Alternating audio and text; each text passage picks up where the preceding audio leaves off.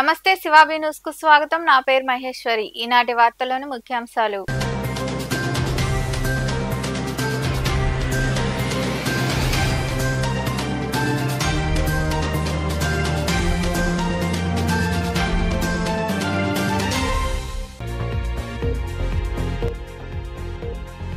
Malaria, dengue వంటి వ్యాధులు రాకుండా పరిసరాలు పరిశుభ్రంగా ఉంచుకోవాలి. ప్రపంచ దోమల దినోత్సవం సందర్భంగా తిరుపతిలో ఏర్పాటు చేసిన ర్యాలీలో పాల్గొని మాట్లాడిన కలెక్టర్ డాక్టర్ వెంకటేశ్వర్.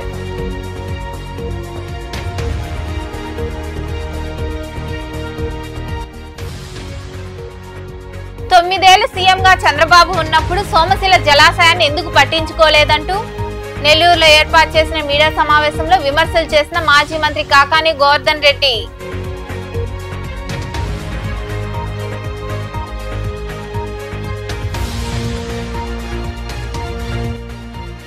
ఈ నెల 23వ తేదీ నుండి గ్రామాల్లో ఉపాధి గ్రామ సభలు నిర్వహిస్తాం.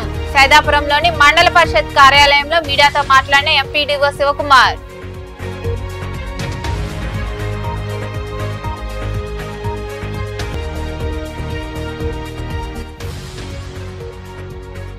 కోల్కతాలో వైద్యురాలపై జరిగిన అత్యాచార ఘటనలో నిందితులను ఎన్కౌంటర్ చేయాలి అంటూ గూడూరు పట్టణంలో పీడీఎస్యు ఆధ్వర్యంలో నిరసన ర్యాలీ. పాల్గొన్న వైద్యులు, వైద్య సిబ్బంది. మలేరియా, డెంగీ, చికెన్ గున్యా వంటి వ్యాధులు వ్యాప్తి చెందకుండా ఉండేలా ప్రజలు పరిసరాలు పరిశుభ్రంగా ఉంచుకోవాలని కలెక్టర్ డాక్టర్ వెంకటేశ్వర్ సూచించారు. ప్రపంచ దోమల దినోత్సవం సందర్భంగా వైద్య ఆరోగ్య శాఖ ఆధ్వర్యంలో తిరుపతి నగరంలో ర్యాలీ జరిగింది. ప్రపంచ దోమల దినోత్సవం సందర్భంగా తిరుపతి నగరంలో వైద్య ఆరోగ్య శాఖ ఆధ్వర్యంలో అవగాహన కార్యక్రమం జరిగింది.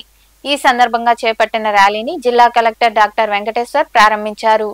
వైద్య ఆరోగ్య శాఖ అధికారులతో మాట్లాడారు. ఈ సందర్భంగా కలెక్టర్ వెంకటేశ్వర్ మాట్లాడుతూ ఈ జిల్లాలో నవంబర్, డిసెంబర్ మాసాల్లో వర్షాలు కురుస్తాయని, ఆ కాలంలోనే వ్యాధులు విజృంభిస్తాయని తెలిపారు. ప్రధానంగా వర్షాకాలంలో మలేరియా, డెంగీ వంటి వ్యాధులు దోమల కారణంగా వస్తున్నాయన్నారు. దీన్ని దృష్టిలో ఉంచుకొని ప్రజలు దోమతెరలు వాడాలని, అలాగే పరిసరాలను పరిశుభ్రంగా ఉంచుకోవాలని తెలిపారు. నీటి నిల్వలు ఎక్కువగా ఉండకుండా చర్యలు తీసుకోవాలన్నారు. జ్వరం వచ్చిన తర్వాత 3 రోజుల పాటు తగ్గకపోతే సమీపంలోని ఆరోగ్య కేంద్రాల రక్త పరీక్షలు చేయించుకోవాలన్నారు. వ్యాధులపై వైద్య సిబ్బంది ప్రజలకు అవగాహన కలిగించాలని ఆయన వివరించారు. భాగంగా ప్రతి సంవత్సరం ఆగస్టు 20వ తారీఖున మనము ప్రపంచ దోమల దినోత్సవంగా వరల్డ్ మలేరియా డే సెలబ్రేట్ చేసుకుంటాము. సో మలేరియా అనే వ్యాధి ప్రపంచంలో ఎంతోమంది అంటే ప్రాణాలని మనకి దానివల్ల నష్టపోయారు మలేరియా వ్యాధి వల్ల. అదేవిధంగా దోమల వల్ల కూడా చాలా మనకి మలేరియాతో పాటు అనేక మంది డెంగ్యూ, చికెన్ గున్యా, ఫైలేరియా ఇవన్నీ కూడా దోమల వల్ల మనకు వచ్చేటువంటి జబ్బులు.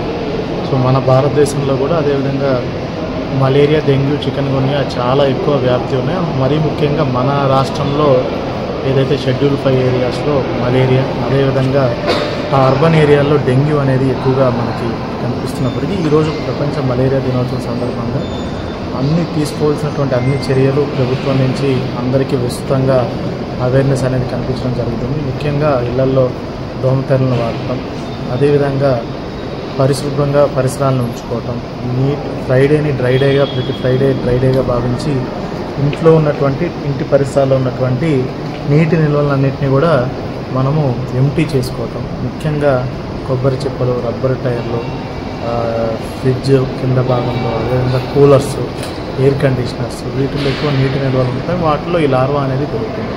దానివల్ల మనకి ఫ్రెష్ వాటర్లో డెంగ్యూ, అదేవిధంగా మలేరియా మనకి అర్బన్ ఏరియాలో లేనప్పటికీ రూరల్ ఏరియాస్లో ఈ మధ్య మలేరియా ఎక్కువ మనకి స్పైక్ కనిపిస్తుంది. సీజన్ ఇంకా కంప్లీట్గా అవ్వలేదు, మనకి కేసెస్ తగ్గాయి, కానీ ఇంకా సీజన్ ఉంది. వర్షాలు మనకి మన జిల్లాలో ముఖ్యంగా అక్టోబర్, నవంబర్, డిసెంబర్ మాసాలు ఎక్కువ పడతాయి కాబట్టి ప్రజలు అప్రమత్తంగా ఉండాలి, తగు జాగ్రత్తలు తీసుకోవాలి. ఏదైనా జ్వరం 2-3 రోజుల కంటే ఎక్కువ ఉంటే వెంటనే మన దగ్గరలో ఉన్నటువంటి మన ఏదైతే సచివాలయం పరిధిలో ఉన్నటువంటి మన హెల్త్ క్లినిక్కి వెళ్ళవలసి ఉంటుంది. కోల్కతాలో జూనియర్ వైద్యురాలపై అత్యాచారం చేసిన హంతకులను వెంటనే ఎన్కౌంటర్ చేయాలని పీడీఎస్యు రాష్ట్ర ఉపాధ్యక్షుడు సునీల్ డిమాండ్ చేశారు. పీడీఎస్యు ఆధ్వర్యంలో గూడూరు పట్టణంలో వైద్య సిబ్బందితో కలిసి నిరసన ర్యాలీ చేపట్టారు. పశ్చిమ బెంగాల్ రాష్ట్రంలోని కోల్కతాలో వైద్యురాలపై అత్యాచారానికి పాల్పడిన నిందితులను కఠినంగా శిక్షించాలంటూ గత కొద్ది రోజులుగా దేశవ్యాప్తంగా నిరసన వెల్లువెత్తుతున్నాయి. ఈ నిరసన కార్యక్రమాల్లో వైద్య విద్యార్థినులు, వైద్యులు, విద్యార్థులు, వివిధ సంస్థల ప్రతినిధులు స్పందిస్తూ నిరసనలు చేస్తున్నారు. ఈ క్రమంలో భాగంగా గూడూరు పట్టణంలో పీడీఎస్యు ఆధ్వర్యంలో వైద్యులు, వైద్య సిబ్బంది, యూనియన్ నాయకులు కలిసి నిరసన ర్యాలీ చేపట్టారు.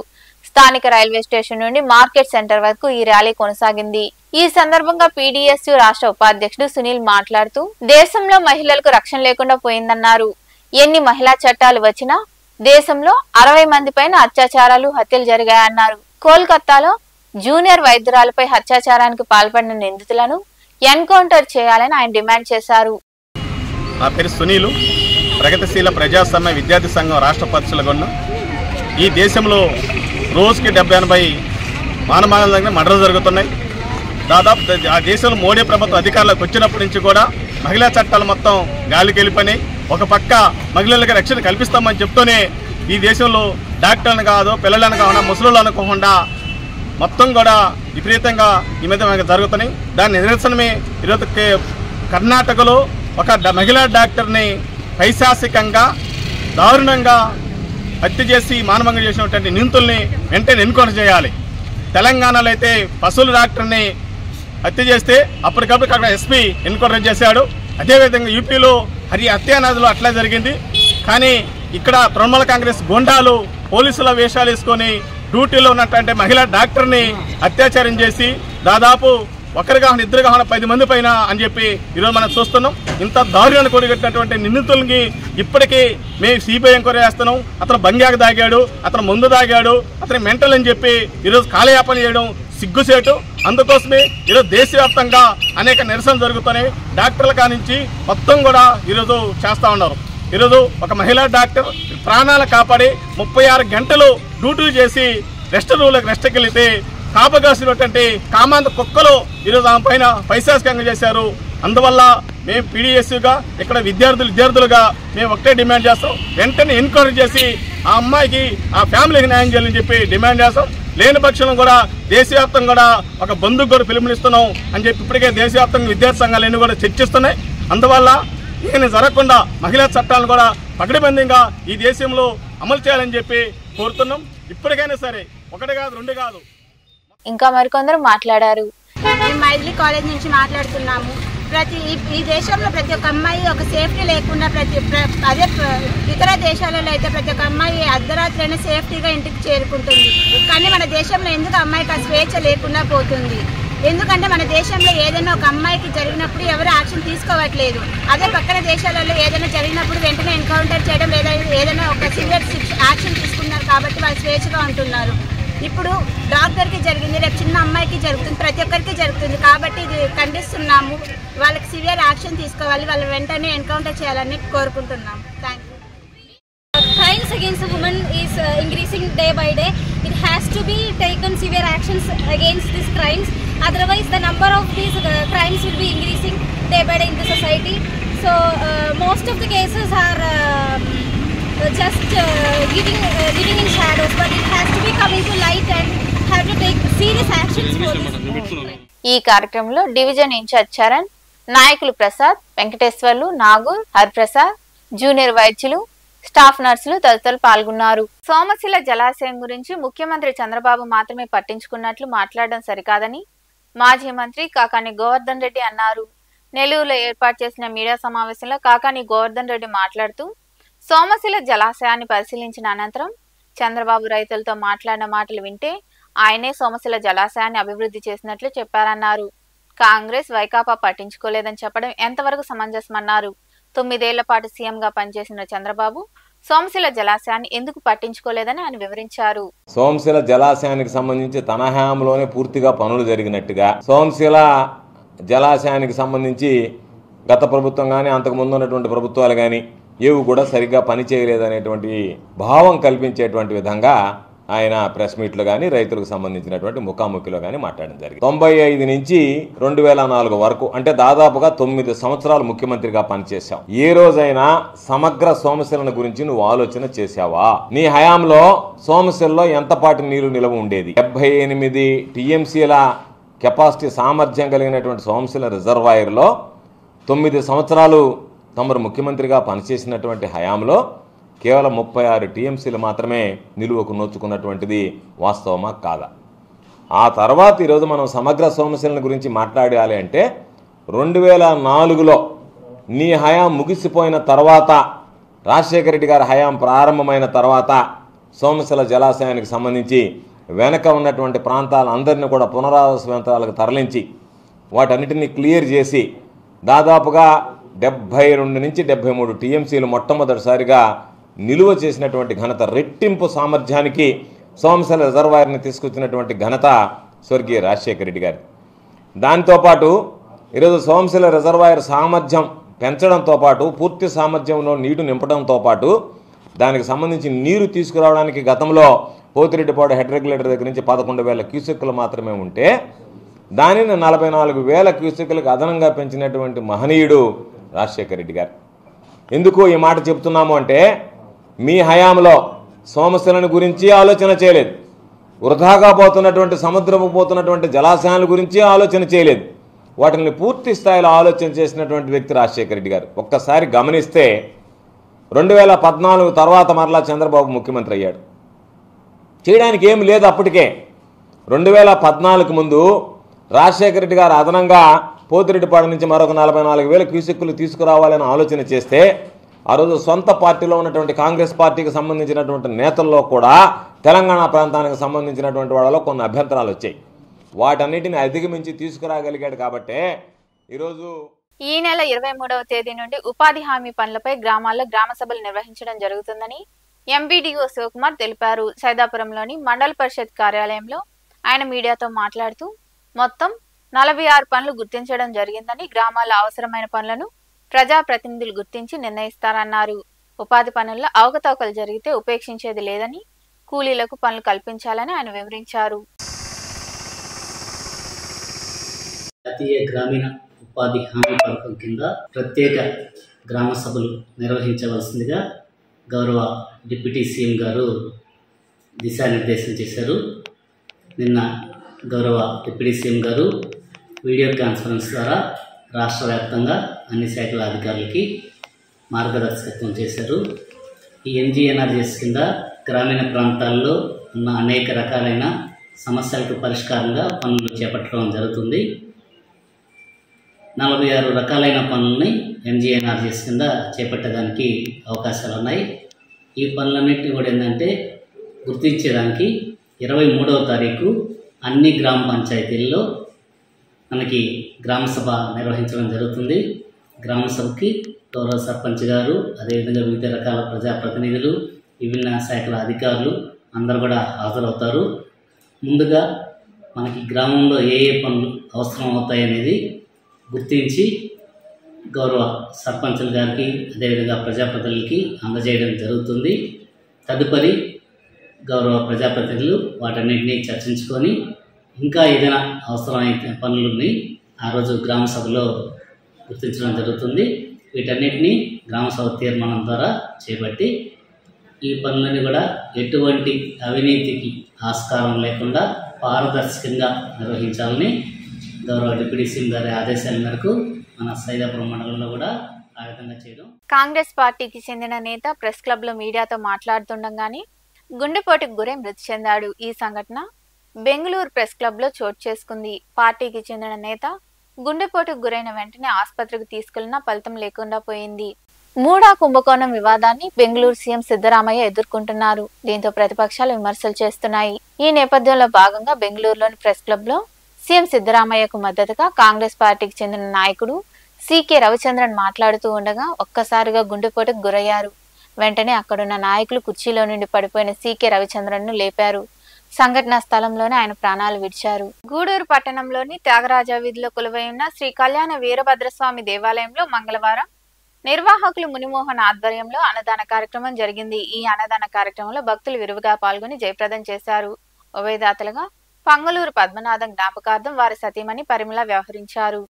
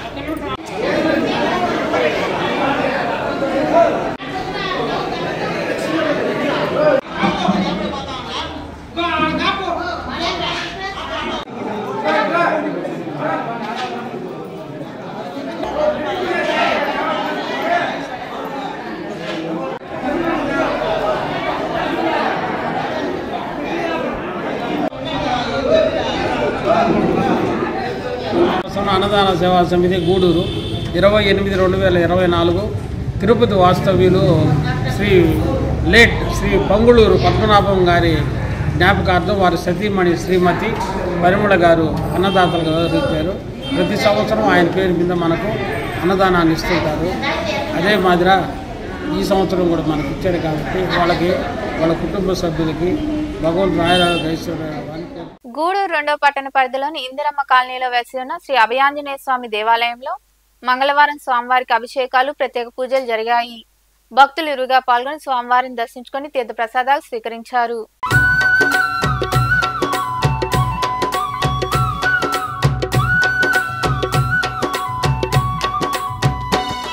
ఇది రామ భక్త హనుమయ్య సన్నిధి, కొలిచే భక్తులకెల్లా ఇదియే పెన్నిది. ఓ రామ భక్త హనుమయ్య సన్నిధి, కొలిచే భక్తులకెల్లా ఇదియే పెన్నిది. పవిత్రమైన క్షేత్రం ఆ పవన కుమారుని నిలయం, పవిత్రమైన క్షేత్రం ఆ పవన కుమారుని నిలయం. అవనిలో పుణ్యధామం శ్రీ ఆంజనేయుని ఆలయం, అవనిలో పుణ్యధామం శ్రీ ఆంజనేయుని ఆలయం.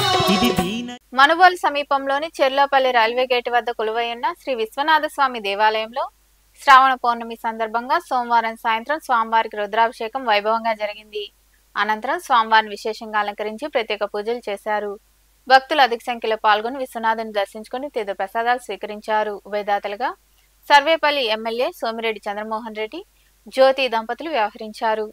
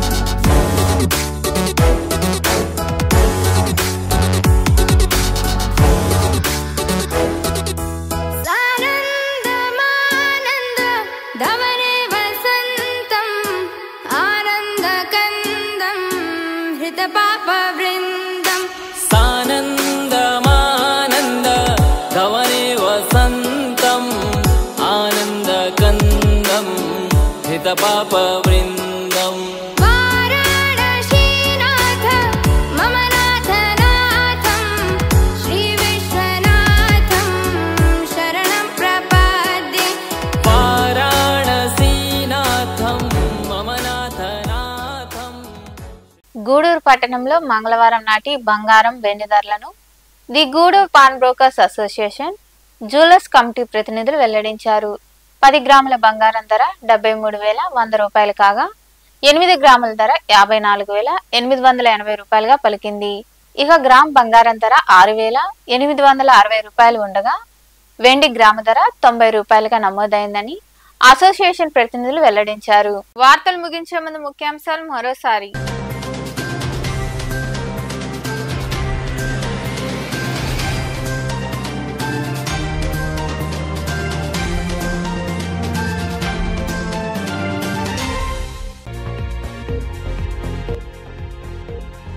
మలేరియా, డెంగీ వంటి వ్యాధులు రాకుండా పరిసరాలు పరిశుభ్రంగా ఉంచుకోవాలి.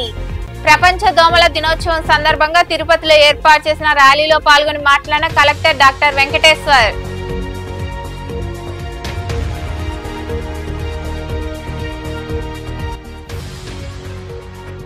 తొమ్మిదేళ్లు సీఎంగా చంద్రబాబు ఉన్నప్పుడు సోమశిల జలాశయాన్ని ఎందుకు పట్టించుకోలేదంటూ నెల్లూరులో ఏర్పాటు చేసిన మీడియా సమావేశంలో విమర్శలు చేసిన మాజీ మంత్రి కాకాని గోవర్ధన్ రెడ్డి.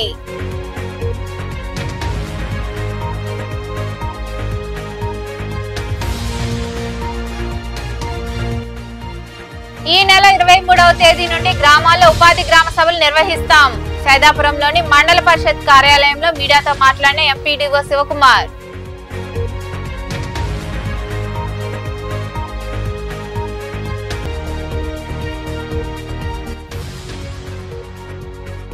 కోల్కతాలో వైద్యురాలపై జరిగిన అత్యాచార ఘటనలో నిందితులను ఎన్కౌంటర్ చేయాలి అంటూ గూడూరు పట్టణంలో పీడీఎస్యు ఆధ్వర్యంలో నిరసన ర్యాలీ. పాల్గొన్న వైద్యులు, వైద్య సిబ్బంది.